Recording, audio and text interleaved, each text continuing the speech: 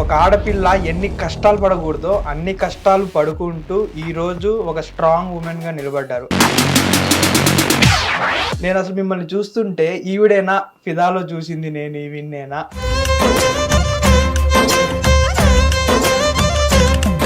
ఎందుకు ఇలా చేంజ్ అవ్వడానికి కారణం ఏంటి అసలు? నేను చేంజ్ అవ్వలేదు, బేసిక్గానే నేను టామ్ బాయ్ని. మీ గురించి తెలుసుకునే విధానంలో కొన్ని తెలిసినవి ఏంటంటే, నేను చిన్నప్పటి నుంచే చైల్డ్ అబ్యూజింగ్కి గురవుతున్నాను, స్టిల్ నౌ. చిన్నప్పటి నుంచి ప్రేమ వెతుక్కుంటూ ఎందుకు అలా చేస్తున్నారు అంటే, ఫస్ట్ ఆఫ్ ఆల్ మనంతా డిప్రైవ్డ్, సెక్షువల్లీ డిప్రైవ్డ్. దీని గురించి మాట్లాడొద్దు, ఇదో పెద్ద ట్యాబు. కానీ నాకు డిస్లెక్సియా అనే ఒక మెంటల్ ఇష్యూ ఉంది. మీ డాడీ గారు ఇంత అంటే ఒక ఐదుగురు ఆడపిల్లల్ని ఇలా వదిలేయడానికి రీజన్ ఏంటి? సెకండ్ ఏజ్ ఆఫ్ 50లో he got another daughter. అంటే ఇప్పుడు కొడుకే కావాలా? ఆడపిల్లలు అయితే ఉద్ధరించలేరా? మన దగ్గర అంతా నెగిటివ్ ఇన్ఫ్లుయెన్స్, నెగిటివ్ థింగ్సే ఎక్కువైపోతున్నాయి ప్రపంచంలో. అరే దానికి ఏం తెలుసురా, మొత్తం ఏదో వాగుతుంది కెమెరాల ముందు కూర్చొని. నొప్పి అనుభవించినోడికే తెలుస్తుంది. సో జీవితంలో ఎవరైతే నొప్పి అనుభవించి బాగుపడాలి, బయటపడాలి అనుకుంటున్నారో వాళ్ళకి నా మాటలు అర్థమవుతాయి. ఛాన్సెస్ ఎందుకు రావట్లేదు గాయత్రి గుప్తా గారు? నేను మాట్లాడితే కొంతమందికి నచ్చను, కొంతమందికి నచ్చుతాను. బిగ్ బాస్ మీద ఎప్పుడు చూసినా రెచ్చిపోతానే ఉంటారు. నేనా? నన్ను రెచ్చగొడుతూ ఉంటారు, నేనేం రెచ్చిపోను. ప్రెజెంట్ ఉన్న సిచ్యువేషన్ లో వాట్ ఈస్ లవ్ అంటే లవ్ డెఫినేషన్ ఎప్పుడైనా. ఎందుకు క్లాసెస్ వచ్చింది మీ ఇద్దరు కదా? సో నేను పవర్ఫుల్ అన్న ఫీలింగ్ కావాలి అంటే నా దగ్గర లొంగాలి. గాయత్రి గుప్తా గారు ఎలాగైతే జనాలకి మోటివ్ లాగా లేకపోతే ఎలా అయితే చెప్తున్నారో, అలాగే ఇంకొక పర్సన్ ఉన్నారు, కడలి సత్యనారాయణ.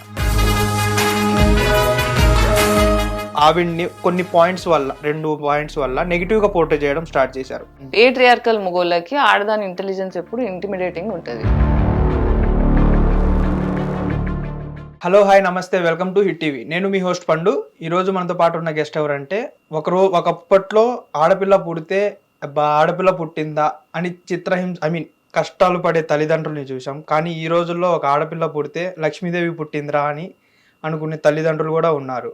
కానీ ఒక ఆడపిల్ల ఎన్ని కష్టాలు పడకూడదో అన్ని కష్టాలు పడుకుంటూ ఈరోజు ఒక స్ట్రాంగ్ ఉమెన్గా నిలబడ్డారు. ఆవిడెవరో కాదు, గాయత్రి గుప్తా గారు. హాయ్. నేను అసలు మిమ్మల్ని చూస్తుంటే ఈవిడేనా ఫిదాలో చూసింది నేను ఈవినేనా అనే లాగా మౌల్డ్ అయ్యారు మీరు. అసలు ఎందుకు ఇలా చేంజ్ అవ్వడానికి కారణం ఏంటి? అసలు చేంజ్ ఏం అవ్వలేదు, నేను జస్ట్ ఎదుగుతున్నా. ఫిదాలో చూసినప్పుడు లాంగ్ హెయిర్, ఒక పద్ధతి గల ఆడపిల్ల అన్నట్టు ఉంది. కానీ ఇప్పుడు ఎవరైనా మామూలుగా ఇప్పుడు చూస్తుంటే ఎందుకు ఒక స్ట్రాంగ్ ఒక టామ్ బాయ్ లాగా అలా ఎందుకు చేంజ్ అవ్వాల్సి వచ్చిందని? నేను చేంజ్ అవ్వలేదు, బేసిక్గానే నేను టామ్ బాయ్ని. ఫిదా క్యారెక్టర్ అమ్మాయి క్యారెక్టర్ లా ఉండాలి కాబట్టి అది యాక్టింగ్ ఆన్ స్క్రీన్. అది సో యాక్టింగ్ బాగా చేయగలను కాబట్టి మీరు అలా నన్ను ఊహించేసుకున్నారు. So I'm good actor. ఇప్పుడు చూసుకుంటే మీరు ఆల్మోస్ట్ ఇండస్ట్రీకి వచ్చి కూడా ఒక 15 years దాటేసినట్టుంది ఆల్మోస్ట్. మీ ఫస్ట్ మూవీ ఏదనుకోవచ్చు? బందూక్ సినిమా నా ఫస్ట్ ఫిల్మ్, బట్ అది ఆన్లైన్ లో ఎక్కడ లేదు. ఐస్ క్రీమ్ 2 డెబ్యూగా చెప్పొచ్చు. ఇంకా నా ఫస్ట్ ఇంటర్వ్యూ మీ ఫేవరెట్ డైరెక్టర్ ఎవరు? ఆర్జీవి గారు. అంటే favourite director mean in the sense కొంచెం క్లాషెస్ లాగా అలా. క్లాషెసా? అంటే కొన్ని ఇష్యూస్. ఏం ఇష్యూస్? ఏదో ఉంటది కదా, ఏదో ఒక చిన్న అలగడాలు చిన్నపిల్లలప్పుడు. అప్పుడు మీరు ఆర్జీవి గారితో సినిమా చేసినప్పుడు ఆల్మోస్ట్ ఒక 18 అంతే కదా, 18, 20. నేనా 27, 28, 29. అంటే కొంచెం ఆర్జీవి గారు అంత పెద్ద డైరెక్టర్, ఆయన మీద మనం అలగడము, మీరు ఏదేదో సంథింగ్ చిన్న పిల్లలు అలగడం అంతే కాదు. ఇప్పుడు మీది ప్రాపర్ సిద్దిపేట? నేను పుట్టింది, మా తాతలు మా నాన్న వాళ్ళంతా సిద్దిపేట పక్కన ఆందోళ్ అని, జోగిపేట, ఆందోళ్ కాన్స్టిట్యుయెన్సీ.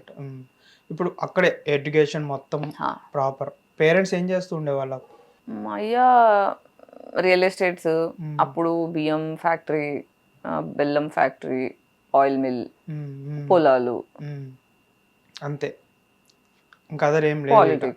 పాలిటిక్స్. అంటే పాలిటిక్స్ అంటే ఇప్పుడు పాలిటిక్స్ అన్నారు కాబట్టి ఇప్పుడు పేరెంట్స్కి ఎవరో ఒకళ్ళకి ఇళ్ళలో మమ్మీగో డాడీగో పాలిటిక్స్ ఇంట్రెస్ట్ ఉంటే అది మా తాత ఎమ్మెల్యే ఉండే, ఓ తాత ఎమ్మెల్యే ఉండే, మా డాడీగా చేసిండు కొంచెం అది ఇటు. తాతయ్య ఎమ్మెల్యే అయినప్పుడు డాడీ కూడా అదే స్థాయిలో ఉండాలి కదా. ఉండే కానీ ఇప్పుడు కొన్ని చోట్ల పండిత పుత్ర పరమశ ఉంటాను సామెత తిన్నారా మీరు? విన్నాను. అట్లా అనమాట. ఇప్పుడు అంటే ఎమ్మెల్యే అంటే ఇప్పుడు ఒక నియోజకవర్గానికి పెద్ద అన్నట్టు, ఆయన ఇంకా ఓవరాల్ గా ఏం జరిగినా ఎమ్మెల్యేని. మా తాత ఫ్రీడమ్ ఫైటర్, సో ఫ్రీడమ్ స్ట్రగుల్లో పార్టిసిపేట్ చేసిండు, చాలా పెద్ద చరిత్ర మా తాతయ్యది. మా తాతయ్య పేరు బసమానయ్య. సో ఫ్రీడమ్ వచ్చిన తర్వాత మా ఊర్లో ఫస్ట్ ఎమ్మెల్యే అయింది మా తాతయ్య. సో ఊరిని చాలా డెవలప్ చేశారు. ఈ రోజుకి కూడా మా తాతయ్య తలుచుకుంటారు, చాలా ప్లేసెస్ కి మా తాతయ్య పేరు పెట్టున్నారు ఊర్లో. ఈవెన్ ఇప్పుడు అంటే 20 years అయింది ఊరు వెళ్ళి, బట్ స్టిల్ ఊరు నుంచి జనాలు కాల్స్ చేస్తారు, ఎట్లానో అట్లా నా నంబర్ పట్టుకొని గుర్తు చేసుకుంటారు. ఈవెన్ మా తాతయ్య వర్ధంతి కూడా ఇంకా ఊర్లో సెలబ్రేట్ చేస్తారు. అంటే అంతే కదా, మంచి పనులు చేసిన వాళ్ళని ఎప్పటికీ మర్చిపోరు కదా. One of the greatest person I can look up for in my family. అంత ఫ్యామిలీ బ్యాక్గ్రౌండ్, అంత జనాలు సపోర్ట్ పెట్టుకొని మీ డాడీ గారు ఇంత అంటే ఒక ఐదుగురు ఆడపిల్లల్ని ఇలా వదిలేయడానికి రీజన్ ఏంటి? ఆయన ట్రామా ఆయనకుంది, ఆయన ఏం చూసిండు, ఆయనకి ఏం ఇట్లా సైకో తయారైండు. అదే ఎందుకు రీజన్ ఏంటి? అది ఏదో ఒకటి ఉంటది కదా, ట్రిగ్గర్ పాయింట్. కొడుకు కావాలి ఆయనకి. అంటే ఇప్పుడు కొడుకే కావాలా? ఆడపిల్లలు అయితే ఉద్ధరించలేరా? అదే ఫీలింగ్ లో ఉన్నాడు, మళ్ళీ వేరే పెళ్లి చేసుకొని మళ్ళీ ఆడపిల్లల్ని కన్నాడు. సెకండ్ ఏజ్ ఆఫ్ 50లో he got another daughter. మేము 5 కాదు సరిపోనట్టు, అంటే కొడుకు ట్రయల్స్ కోసం అంత తాహతాలాడిపోయిండు పాపం మనిషి. ఇప్పుడు మరి సెకండ్ మ్యారేజ్ చేసుకున్నా కానీ ఆడపిల్ల పుట్టింది, అప్పుడు మరి అక్కడ మూడో పెళ్లి చేసుకున్నారా? లేదు, ఇంకా చాలా అనుకున్నట్టున్నాడు, అలసిపోయాడు. ఎక్స్పెక్టేషన్స్ ఇంకా లైట్ తీసుకున్నట్టున్నాడు. మరేమో మరి ఇంకా నేను టచ్ లో లేను, 15 ఏళ్ళు దాటింది. కానీ ఇప్పుడు మన డాడీ రాంగ్ వేలో వెళ్తున్నప్పుడు మమ్మీ అయినా మనకి సపోర్ట్ చేస్తారు కదా. రాంగ్ వేలో వెళ్ళే ఇన్నోసెంట్ మనిషిని మనం మార్చుకోవచ్చు. సైకో ఉండి ఫిజికల్ అబ్యూస్, మెంటల్ అబ్యూస్, రక్తాలు వచ్చేదాకా కొట్టడం, మర్డర్ అటెంప్ట్ చేయడం, ఇలాంటి వాళ్ళని మనం మార్చలేము కదా. దూరం ఉండడమే బెటర్. మమ్మీ మార్చే ప్రయత్నం చేసి హెల్త్ ఖరాబ్ చేసుకొని ట్రామటైజ్ అయిపోయింది. కనీసం నా కోసం నేను బ్రతుకుదామని ఇంకా డిసైడ్ అయింది. ఓకే, ఇప్పుడు మీ క్వాలిఫికేషన్ అదంతా ఏంటిది? డిగ్రీ, ఇంజనీరింగ్ 4 years చదివినా కానీ 13 సప్లీస్ ఉండిపోయినాయి కాబట్టి ఇంటర్మీడియట్ నా క్వాలిఫికేషన్. 13 సప్లీసా? ఏ బ్రాంచ్? ఐటీయా? Okay okay. నేను ఈజీ 13 సప్లీస్ అంటే ఒక్క సప్లీ ఉంటేనే మా డాడీ ఇసిరేసాడు. నన్ను కూడా ఇసిరేసి కొట్టారు కానీ ఫస్ట్ ఇయర్ లో ఇంగ్లీష్ తప్ప అన్ని ఫెయిల్ అయ్యా నేను. ఇదేంటి ఇంత కష్టపడి చదివితే ఇలా ఫెయిల్ అయ్యానేంటి అనుకున్నా. సరే సెకండ్ ఇయర్ లో ఫర్ ఎగ్జాంపుల్ ఒకటి చెప్తా, నేను ఇంజనీరింగ్ నేను ఎందుకు వదిలేసుకున్నా. ఫస్ట్ ఇయర్ లో ఎన్టీ అని ఒక సబ్జెక్ట్ ఉంటుంది, network theory, common subject. So fail అయ్యా.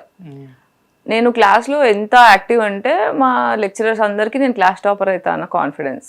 కానీ నాకు డిస్లెక్సియా అనే ఒక మెంటల్ ఇష్యూ ఉంది. డిస్లెక్సియా ఏంటంటే ఎక్కువ ట్రామాకి గురైన పిల్లలకి లోపలంతా ట్రామా పడుకోనియదు, పీస్ఫుల్గా ఉండనియదు. మన ఎదురుగా బుక్కులు ఉంటాయి కానీ మైండ్ అంతా ఎక్కడో ఉంటుంది. సో బుక్కులు చదవడం కష్టమైపోతుంది. డిస్లెక్సియా అంటారు దాన్ని, డిసోసియేషన్ అంటారు. So you cannot focus. ఇదంతా అన్ఇంపార్టెంట్ అనిపిస్తుంటుంది. లోపల ట్రామాకి జవాబులు వెతుక్కునే దానిలో బుర్ర పీస్ఫుల్గా ఉండి చదువులలో ఫెయిల్ అవుతుంటారు. మోస్ట్ ఆఫ్ ద పిల్లలు ఎందుకు సబ్జెక్ట్స్లో ఫెయిల్ అవుతుంటారు, ఫెయిల్ అయ్యే వాళ్ళు ఉంటారు కదా, వాళ్ళ రీజన్స్ ఇవి. వాళ్ళ పేరెంట్స్ దగ్గర నుంచి ప్రశాంతత లేదు వాళ్ళకి, అందుకే వాళ్ళు సబ్జెక్ట్స్లలో చదువుకోలేకపోతున్నారు. సో అట్లా డిస్లెక్సియా ఉండడం వల్ల నేను క్లాస్లో విన్నది మాత్రమే నాకు గుర్తుంటుంది. బుక్కులు పెట్టుకున్నాను, నాకు ఫోకస్ ఉండదు. So I cannot read. So నేను పాస్ అయినా అంటే ఓన్లీ క్లాస్లో విన్నది పాస్ అయినా. స్కూల్, ఇంటర్మీడియట్ అంతా గ్రేట్ టీచర్స్ ఉండే కాబట్టి నేను 75% to 80 మధ్యలో ఉండేదాన్ని. అదంతా క్లాస్లో విన్నదే, బుక్లో ఎప్పుడు చదివింది లేదు నేను. ఇంజనీరింగ్లో ఏంటంటే మోస్ట్ ఆఫ్ ద టైం మా టీచర్లు అందరూ కూడా మా సీనియర్లు, అంటే ఫైనల్ ఇయర్ అయిపోయి జాబ్ ఇదే కాలేజ్లో, వాళ్ళకి చదువులు సరిగ్గా చెప్పడం రాదు. అసలు 90% ఆఫ్ ద టీచర్స్కి అసలు చదువు చెప్పడం కూడా రాదు. సో అట్లా ఎడ్యుకేషన్ సరిగ్గా అర్థమయ్యేది కాదు, క్లాస్లో ఏం ఎక్కేది కాదు. ఒక మేనేజరల్ ఎకనామిక్స్ అని చెప్పి సబ్జెక్ట్ ఉంటుంది, మెఫా, అదొక్కటి ఇంట్రెస్టింగ్ ఉండేది. సో మిగతా అన్ని నాకు బోరింగ్ కొట్టేవి. సో ఏది ఎక్కలే. నెట్వర్క్ థియరీ, ఎలక్ట్రానిక్ సబ్జెక్ట్స్ నచ్చేవి. కానీ మా అయ్య ఫోర్స్ కొద్దీ నేను ఐటీలో జాయిన్ అయినా. కంప్యూటర్స్కే ఫ్యూచర్ ఉంది, సాఫ్ట్వేర్ ఫ్యూచర్ ఉంది అని అట్లా ఫోర్స్ చేసి అట్లా జాయిన్ చేయించారు. సో అట్లా క్లాస్లో విన్నా అని పాస్ అవ్వలేదు. నెట్వర్క్ థియరీ సబ్జెక్ట్లో మా సార్ ఏమో ఈ క్లాస్లో ఇంత అటెంటివ్ ఉంటుంది, అన్ని క్వశ్చన్స్కి ఆన్సర్ చెప్తుంది, దీని క్లాస్ ఫస్ట్ వస్తుంది అన్న ఫీలింగ్ ఉంటుండే. ఫెయిల్ అయ్యేసరికి సెకండ్ ఇయర్ ఫస్ట్ సెమిస్టర్లో మళ్ళీ ఇది ఎక్స్టెన్షన్ సబ్జెక్ట్ ఉంటుంది కదా, ఆయననే వచ్చిండు అనమాట లెక్చరర్. వచ్చి ఇట్లా రిజల్ట్స్ వచ్చిన తర్వాత నన్ను ఫుల్ తిట్టేసిండు క్లాస్లో. నేను ఫుల్ హర్ట్ అయిపోయి ఏడ్చుకుంటూ మూలకు కూర్చొని బ్రేక్ టైంలో నా బెస్ట్ ఫ్రెండ్ ఉన్నాడు సామి అని, తన క్లాస్ టాపర్ అనమాట. వాడు వచ్చి ఎందుకు ఏడుస్తున్నావు అంటే, సార్ నన్ను ఎందుకు ఇట్లా హర్ట్ చేసిండు, నేను ఇంత డిప్రెసింగ్ అనిపిస్తుంది అంటే, లేదు యాక్చువల్గా ఇందాక సార్తో మాట్లాడుతుంటే అన్నాడు నువ్వు క్లాస్ ఫస్ట్ వస్తావు అనుకున్నాడు, నువ్వు రాకపోయేసరికి నేను ఇట్లా ప్రొవోక్ చేసి ఇన్సల్ట్ చేస్తే రోషం వచ్చి చదువుకొని మళ్ళీ మార్కులు తెచ్చుకుంటావు అని అట్లా అన్నాడు. అంటే అవునా సరే అని ఫుల్ చదువుకున్నా. మళ్ళా సెకండ్ టైం అటెంప్ట్ చేస్తే ఫెయిల్ అయ్యా. మళ్ళీ ఫెయిల్ అయ్యా, మస్తు బాధ అయింది. మళ్ళీ థర్డ్ టైం అప్లై చేసి రాసిన. అప్పుడు మా లెక్చరరే ఇన్విజిలేటర్కి వచ్చిండు. అంతా అయిపోయింది, ఎగ్జామ్ రాసేసిన అంటే పేపర్ చెక్ చేసిండు. చెక్ చేసిన తర్వాత 2-3 తప్పులు ఉంటే కరెక్ట్ చేసి అప్పుడు పాస్ అవుతావు వెళ్ళు అని చెప్పి పేపర్ తీసుకున్నాడు. సరే పాస్ అవుతా అనుకున్నా, మళ్ళీ ఫెయిల్ అయినా. ఇంకా 4వ సారి నాకు తిక్కలేసి ఏం చేసిన, ఫస్ట్ ఆన్సర్ అని క్వశ్చన్ పేపర్ మొత్తం రాసిన, సెకండ్ ఆన్సర్ అని క్వశ్చన్ పేపర్ మొత్తం, అట్లా క్వశ్చన్ పేపర్ 8 సార్లు 8 ఆన్సర్స్ అని రాసిన. బీటెక్ లో ఉన్న ప్లేస్ ఇదే, క్వశ్చన్ పేపర్ రాసేస్తే పాస్ చేసే 80కి 65 మార్క్స్ వచ్చినాయి. అది బీటెక్ లో ఉన్న మెయిన్ ఇదే చాలా మందికి తెలియదు. క్వశ్చన్ పేపర్ ఒక 4 సార్లు కిందకి మీదకి రాసేస్తే చాలా సబ్జెక్టులు అలానే పాస్ అయ్యే వాళ్ళు కూడా చాలా మంది ఉన్నారు. This is exactly the reason I lost respect. క్వశ్చన్లకి నేను ఇట్లాంటి జవాబులు రాస్తే నేను పాస్ అయ్యానా, నా కష్టానికి వాల్యూ ఎక్కడుంది, నేను ఎందుకు చదవాలి, ఎవరిని ఇంప్రెస్ చేయడానికి. క్వశ్చన్లు రాస్తే పాస్ చేసిండు, అసలు నేను రాసిన పాస్ చేయడానికి అది చదివాడు ఇన్విజిలేటర్, వాళ్ళు కరెక్షన్ చేసినందుకు వాళ్ళకి డబ్బులు వస్తున్నాయి కాబట్టి చేస్తున్నారు, ఇదేంది అని చెప్పి నేను ఇంకా ఎడ్యుకేషన్ లైట్ తీసుకొని మొత్తం మా కాలేజ్లో ఉన్న వాళ్ళందరికీ కాపీలు కొట్టడానికి హెల్ప్ చేస్తుండే. నేను బస్సులలో కూర్చోవాలి, చిట్టీలు తయారు చేయాలి, ఒక స్కెచ్ చేసుకోవాలా, మెల్లగా నా ఫ్రెండ్స్కి లోపల బ్రేక్ టైంలో లేదా వాటర్ అడిగినప్పుడు వాళ్ళతో అలా పంపించాలా. I make sure my friends అందరు పాస్ అవుతున్నారు. అట్లాంటి చిల్లర పనులు చేసిన నేను ఇంజనీరింగ్ లో. చిల్లర పనులన్నీ చేసేసి ఇప్పుడు ఈ రోజు ఇక్కడ నీతులు చెప్తున్నా కూర్చొని. అవును, మీది ఇన్స్టా స్క్రోల్ చేసిన లేదు, నార్మల్ గా మా ఇన్స్టా స్క్రోల్ చేసినా కానీ మీ వీడియోస్ ఎక్కడో ఒక చోట రోజుగా ఒక 10 అయినా తగులుతాయి. అందులో అట్లీస్ట్ ఆ 10లో 5-6 వీడియోస్ అయినా చాలా మోటివ్ చేస్తూ ఉంటాయి చాలా మందిని. అరే కొంతమందికి మోటివ్ చేస్తాయి, కొంతమందికి అరే ఏంద్రా ఈవిడికి ఏమైనా పిచ్చి పుట్టిందా, ఏదో పెద్ద ఉద్ధరించడానికి వచ్చింది ఈవిడేందో పెద్ద బీకే దానిలాగా అని చాలా మంది అనుకుంటా ఉంటారు. ఎందుకు స్టార్ట్ చేయాల్సి వచ్చింది ఇలా ఈ వీడియోస్ చేయడం కానివ్వండి, మోటివేషన్ ఇవ్వడం కానివ్వండి, ఎందుకు స్టార్ట్ చేయాల్సి వచ్చింది అసలు ఇవన్నీ? ఒక సొసైటీ ఖరాబ్ అయిపోవాలన్నా బాగుపడాలన్నా ఎక్స్ట్రీమ్ పర్సనాలిటీస్ కావాలి మనకి. సో మన దగ్గర అంతా నెగిటివ్ ఇన్ఫ్లుయెన్స్, నెగిటివ్ థింగ్సే ఎక్కువైపోతున్నాయి ప్రపంచంలో. హ్యుమానిటీ ఎక్కడికి వచ్చింది, ఎవరి కోసం ఎవడు లేడు ఈ ప్రపంచంలో, ఎవరిని ఎలా వాడుకుందాం అనే పరిస్థితికి వచ్చేసింది. పొల్యూషన్ పెరిగిపోయింది, కాస్ట్ ఆఫ్ లివింగ్ పెరిగిపోయింది, నీతో నాకేంటి లాభం అనేదాకా ఫ్రెండ్షిప్స్ వచ్చేసినాయి, ఎవరిని పెళ్ళిళ్ళు ఆగిపోతున్నాయి. సో ఇదంతా నెగిటివ్ షేడ్లోకి వెళ్ళిపోతుంది. పాజిటివ్ అనే పరిచయం ఉన్న మనుషులు మాట్లాడాల. మనుషులు బతకాలి, బాగుపడాలి అంటే ప్రేమ ఉండాలి. ప్రేమ అంటే ఓన్లీ అమ్మాయి అబ్బాయి మధ్యలో ఉండే ప్రేమ కాదు, హ్యుమానిటీ, జంతువుల పట్ల ప్రేమ, మనుషుల పట్ల రెస్పెక్ట్ అనేదే ప్రేమ. నువ్వు ఒక మనిషిని రెస్పెక్ట్ ఇవ్వగలుగుతున్నావు అంటేనే నువ్వు ప్రేమించగలుగుతున్నట్టు అర్థం.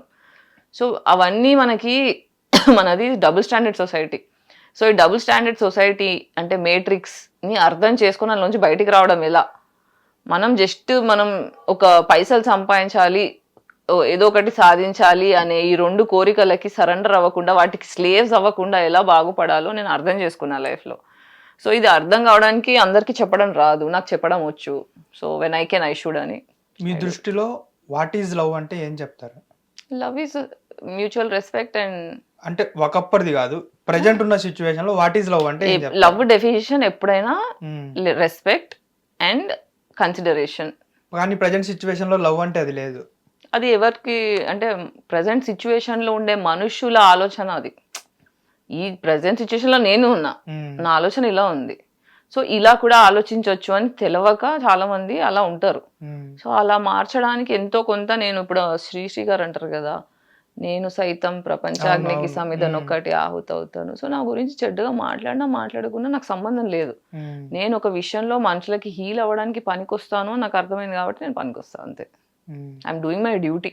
I'm just a tool of God. ఇంకొకటి నేను మీ గురించి తెలుసుకునే విధానంలో కొన్ని తెలిసినవి ఏంటంటే, నేను చిన్నప్పటి నుంచే చైల్డ్ అబ్యూజింగ్కి గురవుతున్నాను, స్టిల్ నౌ, ఇప్పటి వరకు. కానీ ఎందుకు అలాంటి సొసైటీ అంటే ఇప్పుడు మన పేరెంట్స్ ఉన్నారు, మన డాడీ అంత వయసు అతనే, మనం చిన్నప్పుడు మన ఏం తెలియని వయసులోనే మమ్మల్ని ఏదో ఒకటి చెప్పాల్సిన పేరెంట్స్ లాంటి వయసు ఉన్న వాళ్ళే మిమ్మల్ని దగ్గరికి తీసుకొని నువ్వు నా ముందుకు రావాల్సిందే, నువ్వు నా పక్కకు రావాల్సిందే అనే మాటలు ఎలా అనాలనిపిస్తుంది వాళ్ళకి? అదే కదా, అదే ప్రాబ్లం, అదే పితృస్వామ్య వ్యవస్థ. అదే అసలు మైండ్ అంటే మైండ్ ఏమన్నా లేకనా, లేకపోతే ఎందుకు అలా చేస్తున్నారు అనేసి అడుగుతున్నాను. ఒకటి మేజర్ దీనికి 3-4 రీజన్స్ ఉంటాయి. ఒకటి, నాకు ఇంట్లో వాల్యుబుల్ అన్న ఫీలింగ్ నాకు దొరకట్లేదు ఒక మొగోడుగా. నేను పవర్ఫుల్ అన్న ఫీలింగ్ నాకు దొరకట్లే. సో నేను పవర్ఫుల్ అన్న ఫీలింగ్ కావాలి అంటే నా దగ్గర లొంగాలి. అది అబ్బాయి అయినా అమ్మాయి అయినా. అబ్బాయిని ఒకలాగా లొంగాలనుకుంటారు, అమ్మాయిని ఒకలాగా లొంగించుకోవాలనుకుంటారు. అదొకటైతే. 2, ప్రేమ దొరకకపోవడం, అది ఎలా ఎక్స్ప్రెస్ చేయాలో తెలియకపోవడం. మనకి ఇండస్ట్రీ అనే కాదు, ఈ సెక్షువల్ ఎక్స్‌ప్లాయిటేషన్ అనేది ఎక్కడైనా ఉంది. ఎందుకు అలా చేస్తున్నారు అంటే, ఫస్ట్ ఆఫ్ ఆల్ మనంతా డిప్రైవ్డ్, సెక్షువల్లీ డిప్రైవ్డ్. దీని గురించి మాట్లాడొద్దు, ఇదో పెద్ద ట్యాబు. కానీ పాపులేషన్ మాత్రం అలా పెరిగిపోతుంటది.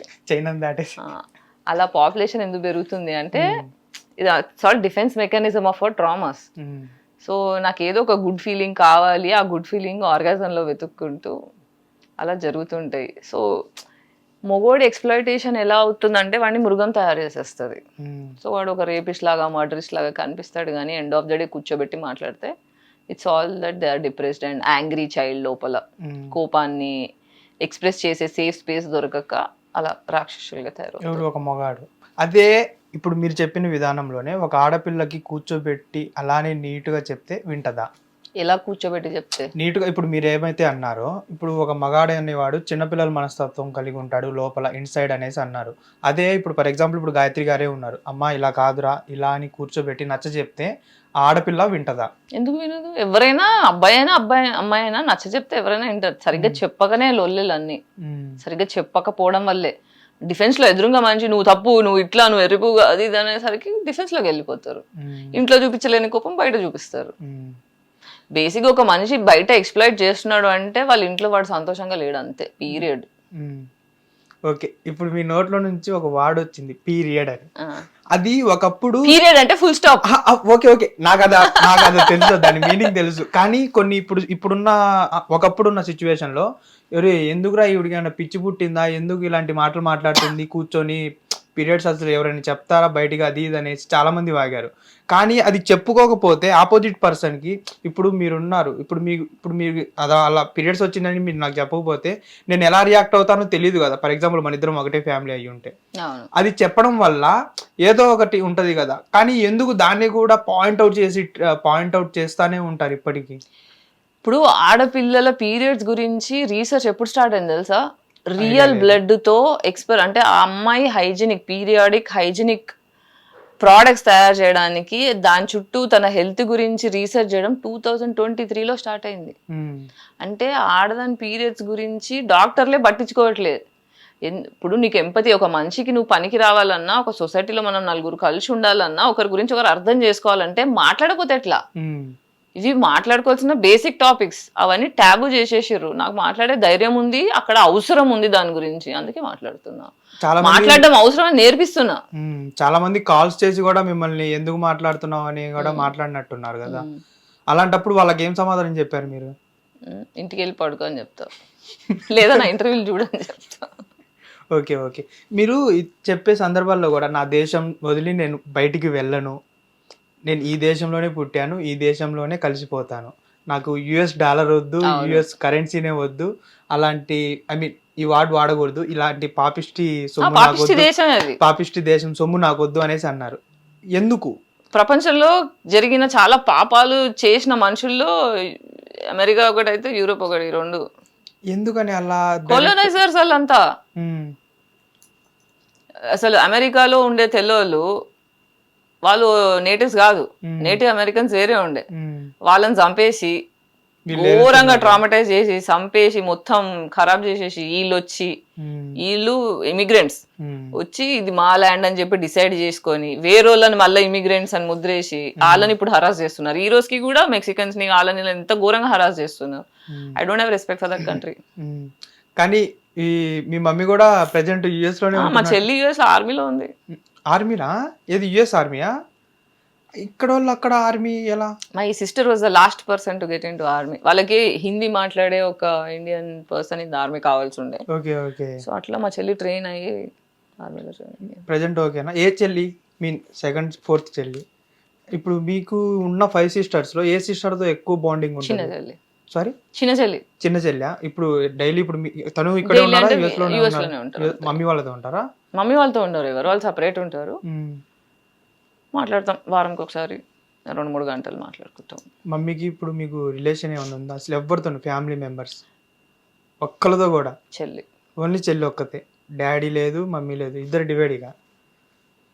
మీరు ఇలాంటి సిచ్యువేషన్స్లో కూడా అంటే మీరు ఒక ప్రేమను ఎత్తుక్కుంటారు కదా, ఆ ప్రేమ అనేది ఏమన్నా దొరుకుతుందా ఇప్పుడు సొసైటీలో మీకు? చిన్నపంచి ప్రేమ వెతుక్కుంటూ ప్రేమ కోసం నాకు ప్రేమ కావాలి అని తిరుగుతుంటే నాకు అర్థమైన విషయం ఏంటంటే అందరు అదే పరిస్థితిలో ఉన్నారు, అందరు ప్రేమను వెతుక్కుంటూనే ఉన్నారు. తర్వాత నాకు అర్థమైంది ఏంటంటే ప్రేమ ఇయ్యగలిగే కెపాసిటీ మనకు ఉంటుంది, ప్రేమ కావాలనే అవసరం మనకు ఉంటుంది. సో నేను ప్రేమ కావాలి అనే దాంట్లో కంటే ప్రేమ ఇచ్చే దాంట్లో చూసుకోవడం స్టార్ట్ చేశా. అట్లా నేను మెంటల్లీ పీస్ఫుల్ అయిపోయా. సో అలా నేను ఒక ఎమోషనల్గా నా ఫ్రెండ్స్ అందరికి మదర్ కూడా అయిపోయినా. సో అందుకే పిల్లలు లేరన్న లోటు లేకుండా నా ఫ్రెండ్స్ అందరు నన్ను అమ్మని చేసేసిండ్రు మెంటల్గా. సో అలా ప్రేమని ఇవ్వడంలో చూసుకుంటుంటాను నేను. కానీ నేను గాయత్రి గుప్తా అని ఇంటర్వ్యూ చేస్తున్నాను అని కొంతమంది నా బాగా క్లోజ్గా ఉండే కొంతమంది ఫ్రెండ్స్కి చెప్పిన. కొంతమంది పాజిటివ్గా అన్నారు, కొంతమంది నెగిటివ్గా మాట్లాడారు. అరే అంటే ఈ మాటలు అనకూడదు మీతో డైరెక్ట్గా, అరే దానికి ఏం తెలుసురా మొత్తం ఏదో వాగుతుంది కెమెరాల ముందు కూర్చొని అని కొంతమంది అన్నారు. కొంతమంది ఏమన్నారంటే మేము ఎంత లోలో ఉన్నా గాయత్రి గుప్తా గారి ఇంటర్వ్యూస్ చూసుకుంటాం అనేసి కొంతమంది అన్నారు. అందులో ఒక పర్సన్ పేరు చెప్తాను, రేష్మా అని నా ఫ్రెండ్. కానీ అలా అంటే పాజిటివ్గా తీసుకునే వాళ్ళు ఉన్నారు, మీవి నెగిటివ్గా తీసుకునే వాళ్ళు ఉన్నారు. కానీ మీరు చెప్పే కంటెంట్ మాత్రం మారట్లేదు. ఎందుకు? ఆ ఒక పర్సన్కి అలా అర్థమవుతుంది, ఇంకొక పర్సన్కి ఇంకో వేలో అర్థమవుతుంది. ఎందుకు? దానికి రీజన్ ఏంటి అసలు? ఇప్పుడు అంటే అర్థం చేసుకునే మైండ్ సెట్టా లేకపోతే ఏంటి? అదొకటి ఫస్ట్ అయితే. రెండోది ఏంటంటే మనకి ఇప్పుడు జ్వరం వస్తే ఒక సార్ట్ ఆఫ్ బాడీ పెయిన్స్ వస్తాయి. అవును. క్యాన్సర్ వస్తే ఒక సార్ట్ ఆఫ్ బాడీ పెయిన్స్ వస్తాయి. ఆ క్యాన్సర్ వచ్చినప్పుడు వచ్చే నొప్పి ఆడికే తెలుసు, డాక్టర్ కొద్ది గొప్ప తెలుసు. ఒక జ్వరం వచ్చినోడి నొప్పి, క్యాన్సర్ వచ్చినోడి నొప్పి వేరే వేరే ఉంటాయి. సో ఇప్పుడు నేను క్యాన్సర్ వచ్చిన నొప్పి గురించి మాట్లాడుతున్నాను అనుకో, జ్వరం వచ్చిన నొప్పి అర్థమైన మనిషికి ఈ నొప్పి తెలీదు. వీడికి ఎంపతి లేదనుకో, ఆడికి అసలు ఈ నొప్పి ఓవర్ చేస్తుంది ఏమే అంటారు. నొప్పి అనుభవించినోడికే తెలుస్తుంది. సో జీవితంలో ఎవరైతే నొప్పి అనుభవించి బాగుపడాలి, బయటపడాలి అనుకుంటున్నారో వాళ్ళకి నా మాటలు అర్థమవుతాయి. ప్రివిలేజెస్లో పెరిగి ఈగోలో బ్రతుకుతూ కష్టం అనేది ఎక్కువ చూడని వాళ్ళకి నా మాటలు అర్థం కావు. అంటే చిన్నప్పటి నుంచి సుఖానికి అలవాటు ఎంతో కొంత కంఫర్ట్ జోన్ ఉండడం వల్ల, ప్రివిలేజెస్ లో పెరగడం వల్ల నా మాటలు అర్థం కావు. ఇంకొకటి మీరు అన్న దానికి చిన్న ఎగ్జాంపుల్ చెప్తా. అంటే పెయిన్ అన్నారు కదా, దానికి నేను రీసెంట్గా ఒక హాస్పిటల్కి వెళ్ళిన. ఒక లేడీ ఇలా డెలివరీ కోసం వచ్చారు. ఏముంది లేరా, కొంతమంది మాట్లాడుకుంటున్నారు, ఏముంది లేరా బొక్క, ఏముంది జస్ట్ అలా వెళ్ళేసి ఇలా వచ్చేస్తారు అని సింపుల్గా అనేసారు. ఎగ్జాక్ట్లీ, ఎంపతి లేకపోవడం. ఇంకొకటి, ఇప్పుడు ఓకే ఇవన్నీ వదిలేసండి, ఇంకా ఎక్కడ మాట్లాడుతూనే ఉన్నారు. మూవీస్ గురించి మాట్లాడుకుందాం కాసేపు సరదాగా. ఏం అసలు మూవీస్ చెయ్యాలని ఉందా, చేయకూడదని ఉందా మీకైతే? మూవీస్ అనేది నేను ఒక ఆర్టిస్ట్. ఓకే, నేను ఆమె స్టోరీ టెల్లర్. నా దగ్గర డబ్బులు ఉంటే సినిమా తీసి సినిమాలో చెప్తా కథ, లేదంటే ఇలా కూర్చొని ఇక్కడ చెప్తా కథ. కథ అయితే చెప్తా, అది నా కథ చెప్తానా, నేను ఒకటి రాసి చెప్తానా అనేది నా అర్హత బట్టి, నా పరిస్థితుల బట్టి, నా స్తోమత బట్టి ఉంటాయి. So I can't stop telling. అది డబ్బులు వస్తే మూసుకొని ఇంటర్వ్యూలు కాకుండా సినిమాలలో చెప్తాను. ఛాన్సెస్ ఎందుకు రావట్లేదు గాయత్రి గుప్తా గారికి అంటే సమాధానం ఏం చెప్తారు? ఇప్పుడు మీరు అన్నారు ఇందాక, నేను మాట్లాడితే కొంతమందికి నచ్చను, కొంతమందికి నచ్చుతాను. ఇండస్ట్రీలో అలా నచ్చని వాళ్ళు ఎక్కువ మంది ఉన్నారు కాబట్టి ఛాన్సెస్ రావు. ఓకే. ఓవరాల్ మీ ఒపీనియన్ ఏంది అంటే ఇండస్ట్రీలో స్ట్రైట్ ఫార్వర్డ్‌గా ఉంటే మనకి ఏమి రావు. ఆడది అంటే ఒంగాల మాట్లాడొద్దు, సైలెంట్ గా ఆబ్జెక్టిఫై అవ్వడానికి రెడీ ఉండాలా, ఒపీనియన్స్ ఉండొద్దు, ఏం చెప్తే జెయ్యాలా, ఎప్పుడు రా రమ్మంటే అంటే అప్పుడు రావాలి, రావాలి. ఏది పొమ్మంటే పోవాలి. నువ్వు జస్ట్ పప్పెట్లా ఉండాలి, హ్మ్. ఎక్కువ మాట్లాడకూడదు, ఎక్కువ ఒపీనియన్స్ ఉండకూడదు. అవన్నీ ఉండాలంటే మీ అయ్యా పెద్ద జాగిర్ అయి ఉండాలి. ఆహా, తోపై చిరంజీవి అయి, మెగాస్టార్ అయి పెద్ద ఉండాలి. పెద్ద స్టార్ అయి ఉండాలా, లేదంటే ఫుల్ పైసలు ఉండాలి. అవి లేకపోతే మూసుకొని కూర్చో, అవి మనతో కావు. ప్రెజెంట్ ఏమన్నా ఛాన్సెస్ వచ్చినాయా మీకు చేసే? వస్తున్నాయి అంటే కానీ మీకు నచ్చట్లేదా? ఇండిపెండెంట్ సినిమాలు వస్తాయి, మ్మ్. పెద్ద సినిమాలు రావు. మ్మ్. మరి ఈ సినిమాలు వదిలేసి సీరియల్స్ సైడ్ ఏమన్నా ట్రై చేయొచ్చు కదా? అంటే కొంచెం నేను బిగ్ బాస్ కేసు పెట్టిన తర్వాత టీవీ వాళ్ళు కూడా ట్రిగర్ అయిపోయారు. అవునవును. ఈ క్వశ్చన్ అడుగుదాం అనుకున్నా. బిగ్ బాస్ కి అసలు మీకు ఎక్కడ అసలు ఎందుకు బిగ్ బాస్ మీద ఎప్పుడు చూసినా రెచ్చిపోతానే ఉంటారు? నేనా? నన్ను రెచ్చగొడుతూ ఉంటారు. నేనేం రెచ్చిపోను, నేను అసలు రెచ్చిపోను. నేను చాలా శాంతమైన మనిషిని. నా దగ్గర ఒక పెద్ద లొల్లి వచ్చినా అని కూర్చొని రాబోయే మాట్లాడని చెప్పే మనిషిని నేను. ఇంకొకటి బేబీ మూవీ ఫస్ట్ మీకే వినిపించారు అని కూడా విన్నాను. బేబీ మూవీ కాదు, ప్రేమించొద్దు అనే సినిమా నా ఫ్రెండ్ షిరిన్ది. సో ఆ షిరిన్ సినిమా వీళ్ళు ఎత్తేసారు. బేబీ మూవీ ఎత్తేసారు, మొత్తం ఎత్తేసి అవార్డ్స్ రివార్డ్స్. దాని మీద ఇంకా కేసు నడుస్తూనే ఉందా? అది ఇంకా ఇన్ని ఇయర్స్ అయ్యి ఇన్ని మన అవార్డ్స్ జస్టిస్ సిస్టమ్ స్లో కదా, జర టైం పడుతుంది. ఫస్ట్ ఎవిడెన్సెస్ కలెక్ట్ చేయడానికి టైం పట్టింది. ఇప్పుడు ఆల్రెడీ ఆ మూవీ రిలీజ్ అయింది కదా, మీరు చెప్పిన మూవీ. అవును, అమెజాన్ లో చూడండి. ఇప్పుడు ఇది కూడా రిలీజ్ అయింది. ఆల్మోస్ట్ 2 years దాటేసింది కదా బేబీ మూవీ రిలీజ్ అయ్యి. Correct, 2 years. 2 years దాటేసింది. మరి జస్టిస్ సిస్టమ్ అట్లనే ఉంటది అంటే కదా. స్టోరీ ఒకేలాగా ఉన్నప్పుడు చూడండి, 2 సినిమాలు చూడండి, అర్థమవుతుంది. అదే కదా ప్రాబ్లం. టకా జస్టిస్ అయిపోతే బానే ఉండు. మన దగ్గర సంవత్సరాలు నాంతే కేసులు. నా బిగ్ బాస్ కేసుకి ఎన్ని రోజులు తిరిగా? మోర్ దాన్ సంవత్సరం తిరిగా. ఏమైంది? ఏం కాలేదు. ఇప్పుడు ఒకవేళ మీకు నెక్స్ట్ వైల్డ్ కార్డ్ ఎంట్రీగా Bigg Boss if in case బరాబర్ వెళ్తారా? బరాబర్ వెళ్తా. అక్కడ ఐ మీన్ ఫైట్ చేస్తారా లేకపోతే ఏమన్నా? ఫైట్ అంటే ఇప్పుడు నేను కొట్లాడే మనిషిని కాదు, సెన్స్ మాట్లాడతా. అది అలా నచ్చకపోతే నేనేం చేయలేను. దాన్ని కొట్లాడే ఇంట్రెస్ట్ అయితే నాకు లేదు. ఇప్పుడు కొట్లాడి లొల్లిలు పెట్టుకుంటే ఏమవుతుందంటే బాడీలో కార్టిజాల్ పెరుగుతుంది.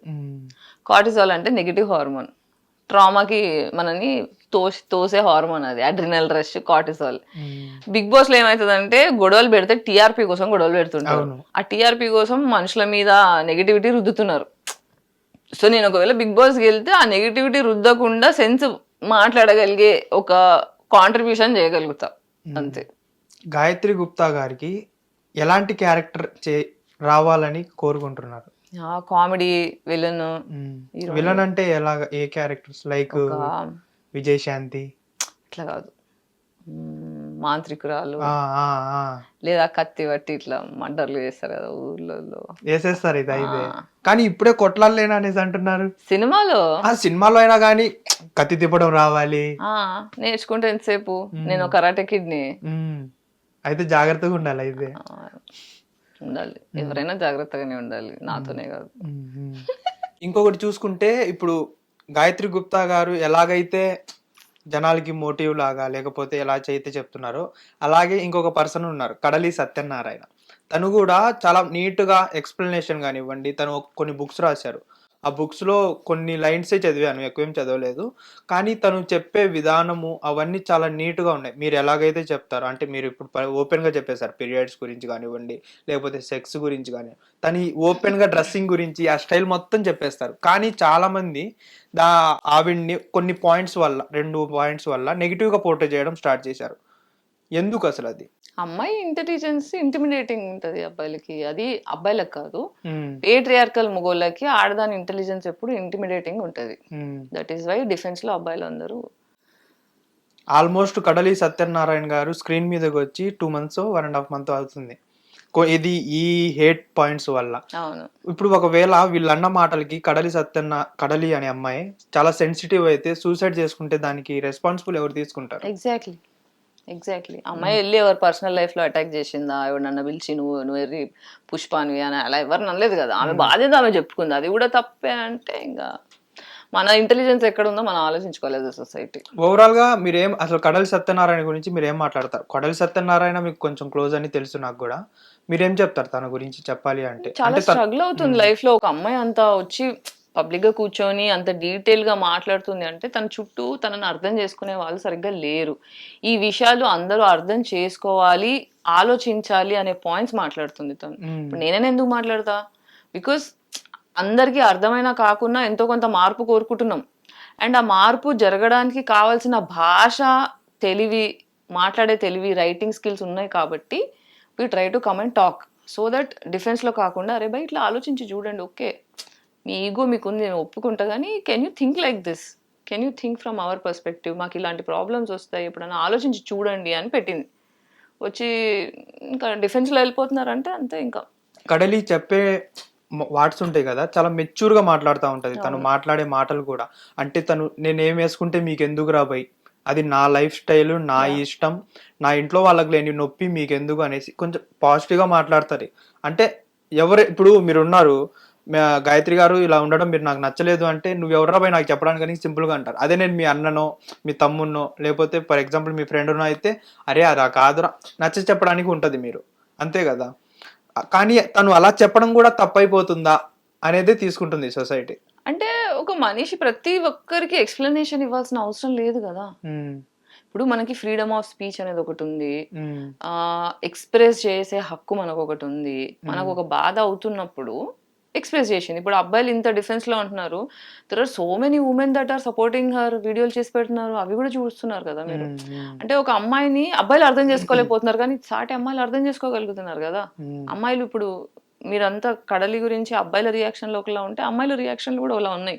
అమ్మాయిలో కూడా నెగిటివ్ గా అనే వాళ్ళు కూడా చాలా మంది ప్రివిలేజెస్ లో ఉన్నారు. నొప్పి చెప్పాను కదా, ఒక క్యాన్సర్ నొప్పి వచ్చినోడికి గురించి జ్వరం నొప్పి తెలిసినోడు మాట్లాడకూడదు, క్యాన్సర్ నొప్పి వచ్చినోడు గురించే మాట్లాడాలి. ఎవరి నొప్పి ఆడిది. సో వీడికి ఎంపతి లేదు అంతే. ఓకే గాయత్రి గారు, నా కోసం ఇంత టైం కేటాయించారు మీరు. అండ్ ఇంకా మీరు అనుకున్న స్టేజ్కి వెళ్ళాలి, మీరు అనుకున్న విలన్ క్యారెక్టర్స్, కామెడీ రోల్స్ రావాలని మనస్ఫూర్తిగా కోరుకుంటున్నాను. ఎవరు ఎన్ని అనుకున్నా కానీ మీరు చెప్పాలనుకున్నది స్ట్రైట్ ఫార్వర్డ్గా చెప్పాలని కూడా అనుకుంటున్నాను. Thank you so much. ఇది గైస్ ఈరోజు ఇంటర్వ్యూ. మరో ఇంటర్వ్యూతో మళ్ళా కలుద్దాం. చూస్తూనే ఉండండి hit TV. Hit TV app, ఇందులో short news, live news, entertainment shows, movies, digital magazines తో పాటు మీ జిల్లా వార్తలను కూడా ఫ్రీగా చూడొచ్చు. ఇంకెందుకు ఆలస్యం, వెంటనే హిట్ టీవీ యాప్ ని డౌన్లోడ్ చేసుకుని ఫ్రీగా ఎంటర్టైన్మెంట్ పొందండి. Hit TV app. Hit TV app. Please download hit TV app. Hit TV app ని ఫ్రీగా డౌన్లోడ్ చేసుకుని ఎంజాయ్ చేయండి. మీకు నచ్చిన ఎంటర్టైన్మెంట్ కోసం హిట్ టీవీ యాప్ ని ఫ్రీగా డౌన్లోడ్ చేసుకుని ఎంజాయ్ చేయండి. హిట్ టీవీ యాప్ ని డౌన్లోడ్ చేసుకుని ఆస్వాదించండి, ఆశీర్వదించండి. ఇంతమంది సెలబ్రిటీలు హిట్ టీవీ యాప్ ని డౌన్లోడ్ చేసుకోండి అని చెప్తున్నారంటే ఎంత మంచి యాప్ ఆలోచించండి. అమెరికా అమెరికా అమెరికా అమెరికాలో చదవాలనుకునే వాళ్ళకి విశ్వసనీయమైన పేరు మన శౌర్య కన్సల్టెన్సీ. UK లో 1 year masters, UK లో 1 year masters, 2 years work permit up to 5 years visa. Contact Saurya Consultancy. Contact 89851 89851.